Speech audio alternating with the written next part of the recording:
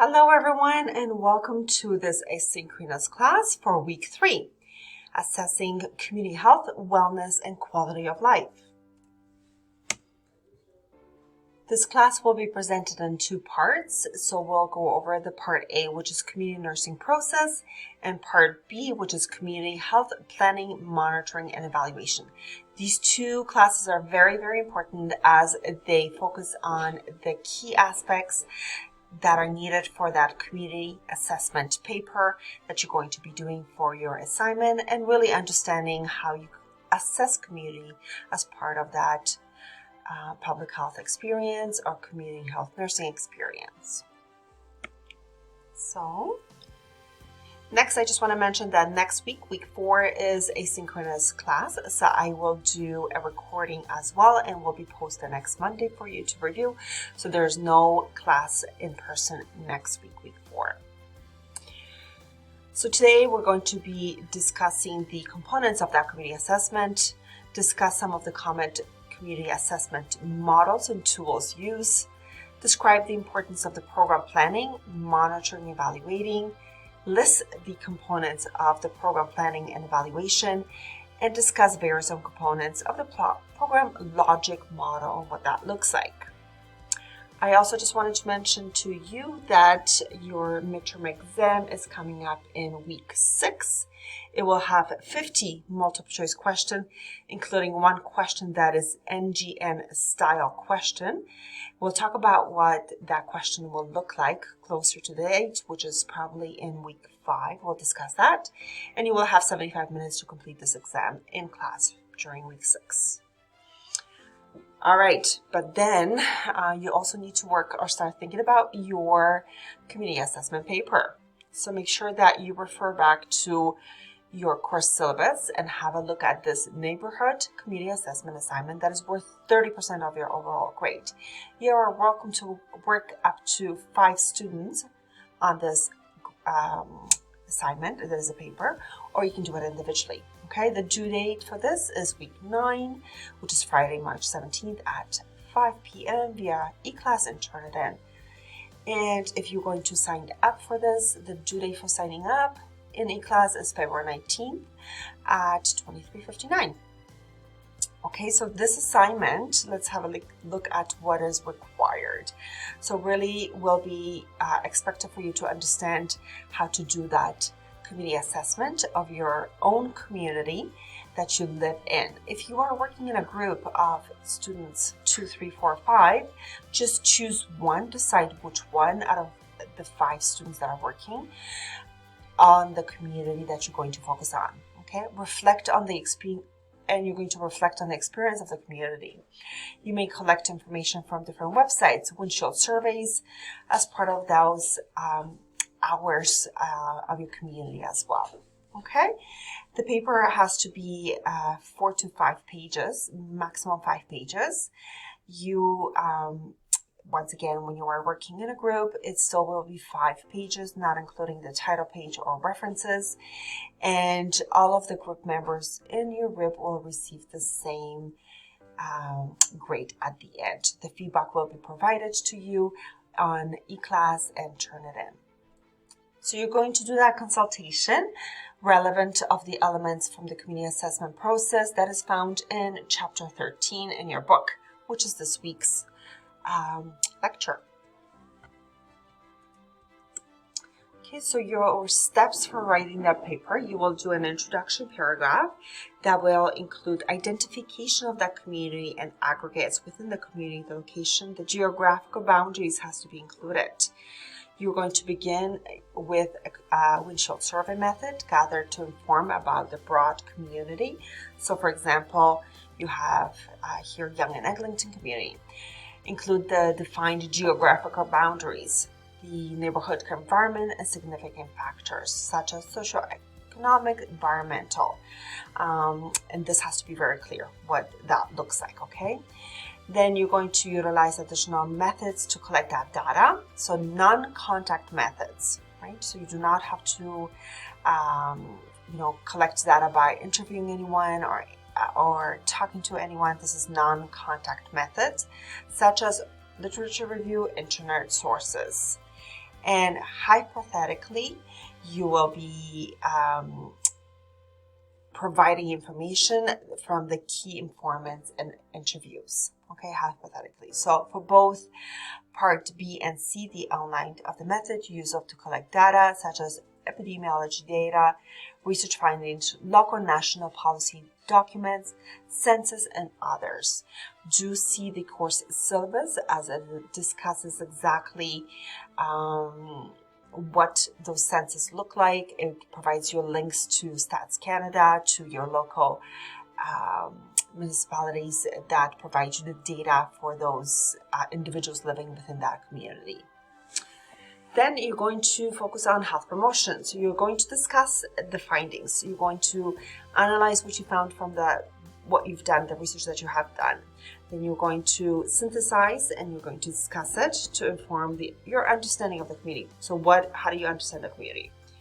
Describe any potential health issues that emerge from that data collection. What are the health needs that emerge from the community assessment? And make 1 to 2 recommendations for addressing these needs. This has to be also supported by the data and research and theory. This cannot be something that is your opinion.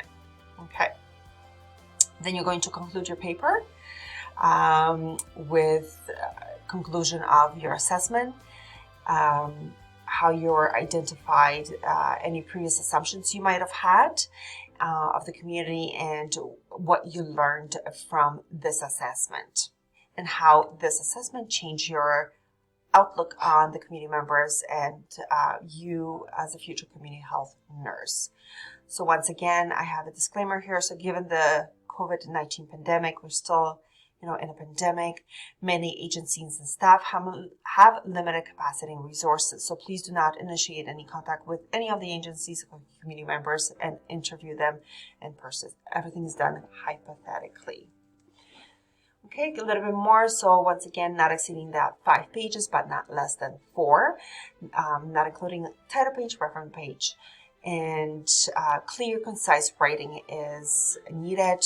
Use headings throughout for a clear organization. If you are working in a group, submit only one. So one person will submit it to eClass and it will receive feedback, and that one person will have to share that feedback with the rest of the group and the grade. APA 7th edition is a must, and please see the rubric. It is strictly adhered to when marking. All right. So this is just for anyone that is still looking or wants to do this paper in a group. Please feel free to reach out on eClass for any group members that want to work together. So let's, how do you do that community assessment? Let's check in with yourself. So, how do you get your motivation? So this is not only just for your paper, but for you as a future community health nurse, right? What inspires, what drives you? So think about and reflect. Think of openness to learning, culture, humility, privileges to access person who may be different from you, opportunities to grow as self-confidence and professionalism. What stands out for you? Okay. Do you feel supported by me? Do you feel supported by your CCD, your preceptors? Okay. What would you like us to help you with? What other support do you need? We're still fresh out of the lockdowns and, working remotely, working through online. What kind of person do you want to be moving forward? Evaluate yourself. Are you shy? Are you kind of introverted? Are you outgoing? What would be the right kind of motivation for you to move forward? So defining, understanding, and designing the community. So there's in your course syllabus for this week, you will find this community tool box. Tons of great resources. Absolutely amazing to use for your research. Have a look at this, okay? It will help you with how you do that windshield survey and walking surveys. They're located in here as well. You have checklists, you have examples, you have PowerPoints to further kind of understand your perception and understanding what a windshield survey need is and what it looks like. So remember this picture? We did it a few weeks ago. So what does your community look like? Okay, is it local, the experience, the interests? Why do you need a community assessment? Asking. So to understand really the 360-degree environmental of which people live there. So really understanding who lives within that community. Understanding the public opinions or against the change. And to help priorities and guide decision. So understanding what the kind of needs are, gaps are, and what are those priorities? What is the most important for those individuals living within that community? So really assessing the why of the community assessment and provide information to empower. So reflect, is your community empowered?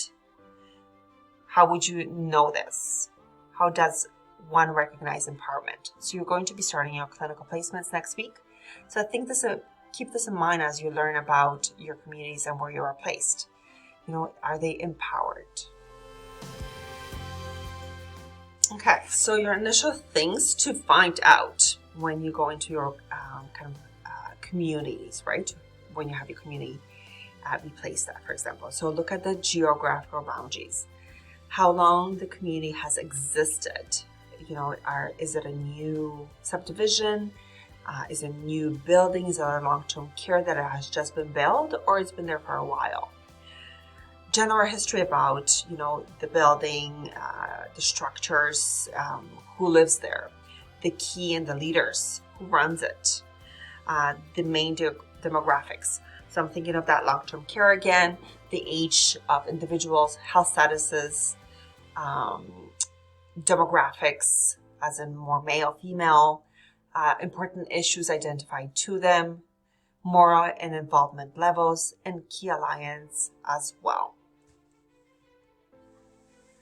So what health enhances approach are you taking? Are you going to take biomedical approach, the high risk, behavioral approach, or social environmental and community development? Or maybe a little bit of both or all three. So you are going to look at analysis of that community. One model that you can use is the SWOT analysis. So looking at the strengths, which is right here, looking at the weaknesses, okay, so the harm to achieve the objectives. You have the opportunities, so external origins, attributes to the environment. What opportunities exist already that could be used? And threats to the community's health. What threats are there? So who should be involved in your community assessment? Personal, political, all sectors, stakeholders, agents of the change, members of the community. So think about that long-term care again. Think about, yes, the residents, the family members, the people that work there, not only the nurses and PSWs, but what about environmental services and other individuals as well. Okay, so this picture right here is actually from our previous group, CCD group. This is actually a CCD that some of you might recognize. These are nursing students, and they worked on an amazing initiative, assessment initiative through the Innisville, and worked with the town on Innisville to implement some change. I will post the full document from that. This is, I believe, back in 2011. The amount of work and the incredible work that the students did as part of this program, as part of this course, with the help of others. Okay. So remember, community participation is a key. So reflect on how meaningful involved community members and determine the goals of the assessment process. So why are you doing what you're doing? What are the goals? What are the community strengths? So together identify and build on those strengths. Remember we talked about that.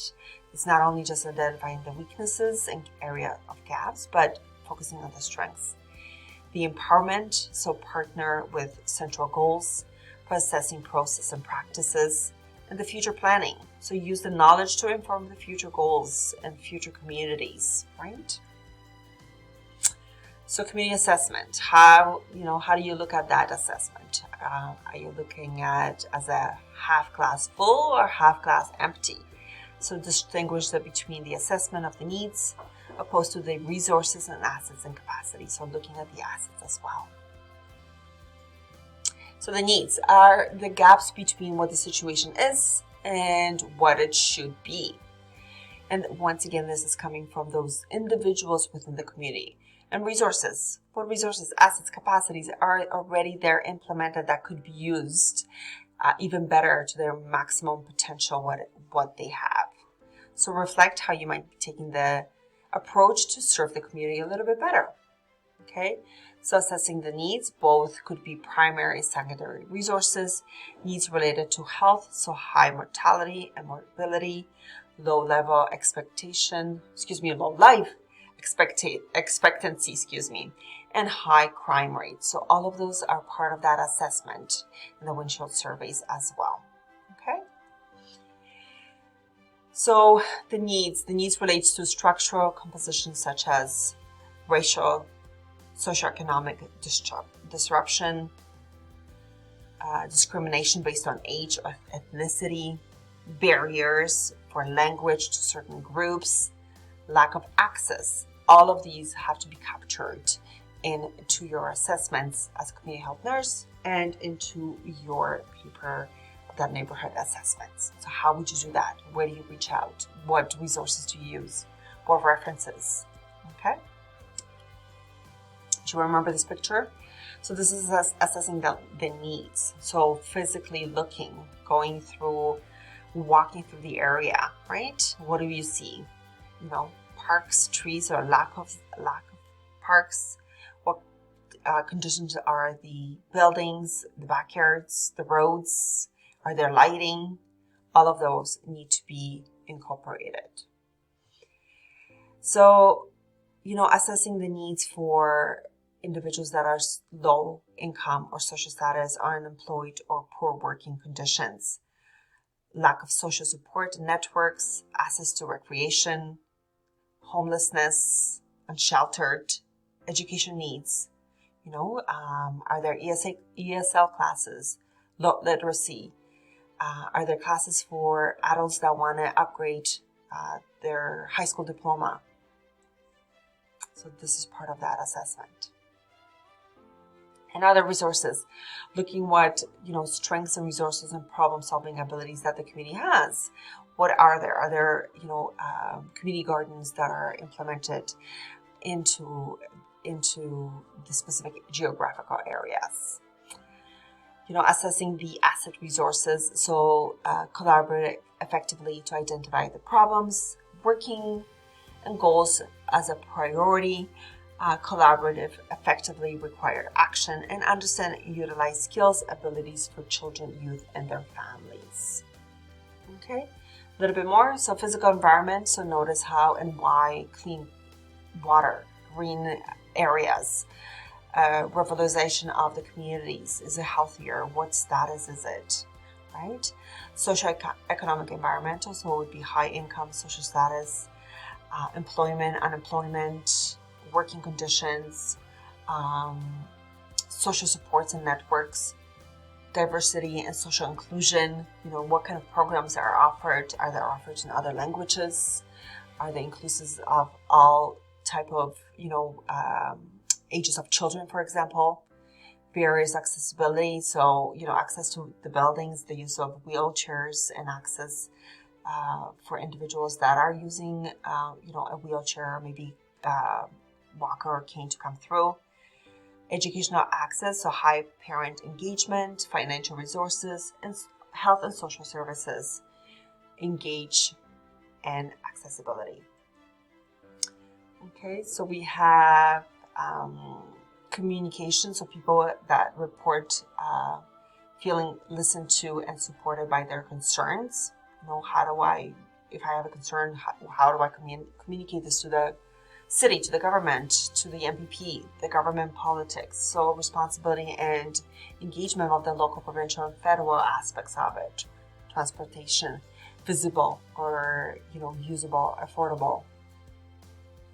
So qualitative assessments, consultation with community partners. So reflect on how you can engage in imagination of the community members and not just their complaints. So imagine and immerse yourself in those communities. So what would it be like to be living in that community? How can that community be, more better suited for the individuals that are there? How do you improve the life of those community members as well? Okay, here are some questions worth asking. So issues and concerns, what are the problems and consequences? Who is this affected and why? Are there related concerns and are they widespread? What are the barriers? Who might be opposed to that? What are the limitations and how do you overcome them? Additional questions could be for resources of change. What resources are needed? What would be, how would be funded? Where do we get the financial support? Who can contribute? Alternative and solutions are the alternative for addressing the problem. What are some of the possible solutions to that problem, to the gaps identified? Okay, identifying quality of life issues and health problems occupying the community workers. What changes make the place in the community, and are those from across all sectors and communities? This one is kind of, what are the studies versus the stories? So we have, the studies you're going to be finding or community health nurses find from the research that they do, and what are the stories? So that quality of lives that come from those lived experiences that may come from maybe newspapers and videos and workshops, and often collaborate with qualitative studies and research. Okay, so stories are just data with a soul, right? So we have that quantitative and qualitative studies.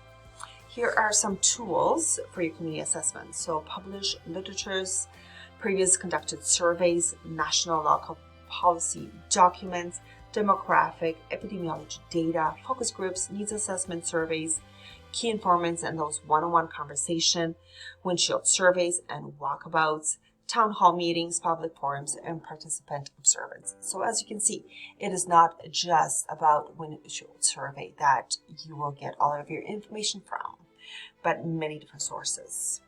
Okay. So this is your windshield survey, walking through. What do you see? You can do that windshield survey walking, driving, taking bus. What do you see? How would you observe? So this is an overview kind of the areas. Right. I'll show you a couple more pictures and themes. So this is kind of outside themes, this picture with the garbage, maybe pollution, children enjoying ice skating, maybe there's some parks as well, and beaches. Here are the community with community members, so families. What does those families look like? Okay. And access to resources such as hospitals, clinics, healthcare, drop-in centers, vaccine clinics, so on and so forth. And this one shows, outside parks, churches, worship areas, activities for like the picture in the middle with the soccer. Okay. And, who is involved? Who makes the decisions? How are those decisions made for those communities? So we have community garden, and then we have, the government, who's in power. Ontario PC, Liberal. What is, Ford say now about kind of how certain communities should be? Where is the money coming from and to as well for that funding to implement and improve communities?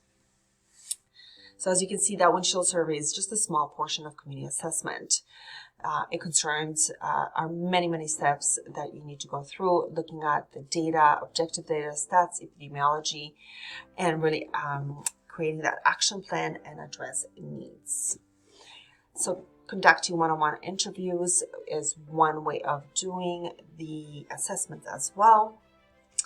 And conduct public forum or attend public forum that are within your communities. Conducting focus groups and small groups discussions, asking what is important in those critical questions, deciding, who would be participating in your focus groups, how you're going to recruit them, welcoming the environment, the topics, providing non-judgmental and active listening, and recording those responses and putting it all together. So we have surveys. So prepare the preset list of questions, decide on determinate samples of that survey. So who you're going to send it out, who you're going to interview, how it's going to be done by email, by mail, by phone, in person, and what are you going to do with the results? How you're going to combine it all together, summarize, distribute, and discuss and use of that data. So the results will be help to strategy deal with a community problem, maintain things the way they are, rally maybe for something new and better to increase their health and empower, build on consequences and capacity of the communities.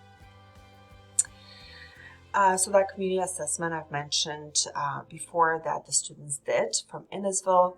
Here's the actual report. I will post it on eClass for you to review, and it was actually posted under the town of Innisville as well. So it's very, very real, right?